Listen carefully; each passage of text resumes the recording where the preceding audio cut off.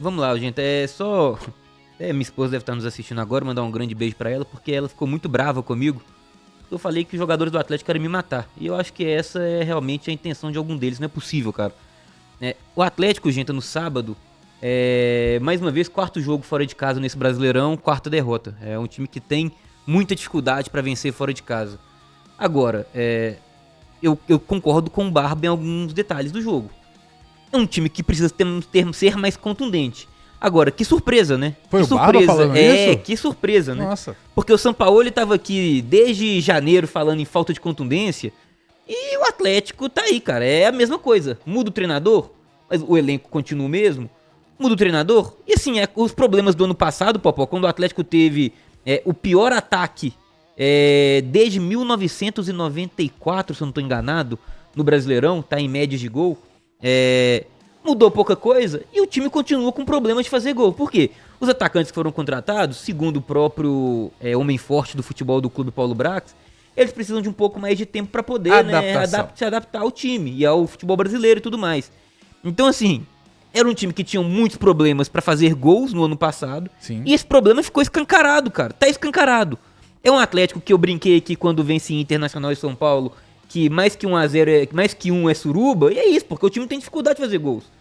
Criou, Popó, eu acho que o jogo realmente não foi um grande jogo técnico das duas equipes, tá? Mas, cara, eu acho que o Atlético criou pra poder sair com a vitória do Rio de Janeiro.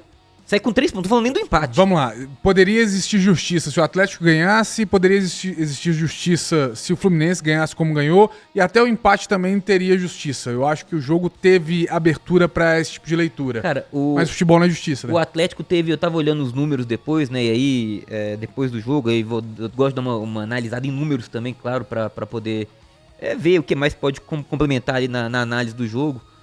O Atlético teve, segundo o SofaScore, 4 grandes chances criadas, nenhum gol marcado. O Fluminense teve uma e conseguiu fazer. O Atlético teve 1.8 naquele gols esperados, 1.8, quase 2 gols esperados. O Fluminense teve abaixo de 1, teve 0.7. Então assim, eu acho, viu, na minha opinião, que o Atlético criou pra poder até vencer o jogo. Um jogo também que eu acho que teve seus problemas. O Atlético teve 6 finalizações dentro da área, gente.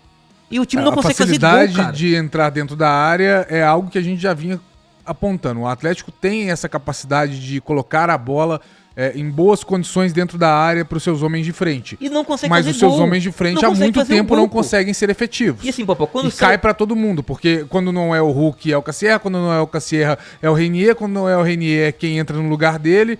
E assim, é um problema crônico do Atlético. O Atlético hoje carece de um jogador que seja confiável dentro da área. E assim, quando sai a escalação do Atlético, tá, na hora que saiu a escalação, eu olhei, eu falei, nossa, o Barba, se perder já tem culpado, né? Porque ele escalou o time com Igor Gomes e Bernard, aquela loucura que, cara, acho que ninguém imaginava que os dois iriam pro jogo. Falei, pô, cara, o cara coloca 2 jogadores que a gente vem falando aqui há muito tempo que não podem ser titulares do Atlético, e os 2 juntos ainda. Mas a derrota do Atlético não passa pelos 2. Não, tá? Mas o Atlético melhora com a saída deles. Pô, mas ainda assim, no primeiro tempo, o Atlético...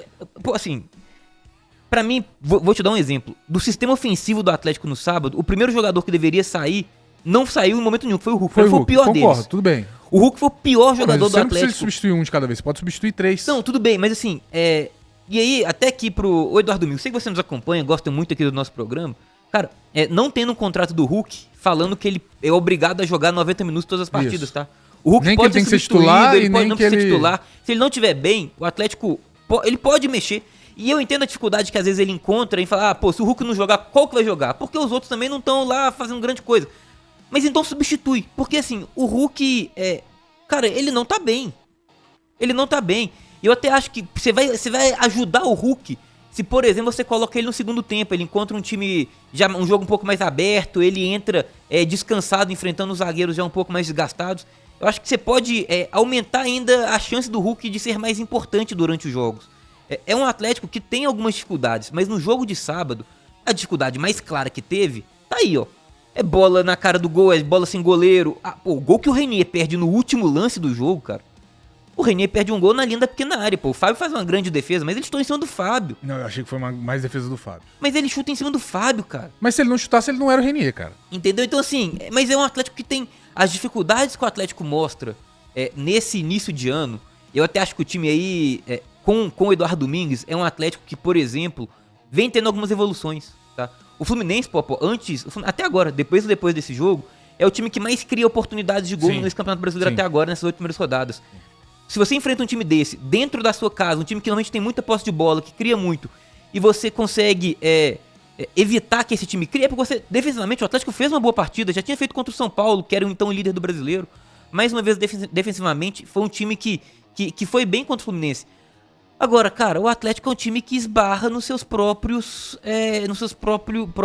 problemas que tem já há muito tempo. É um time que tem dificuldade de fazer gol, pô.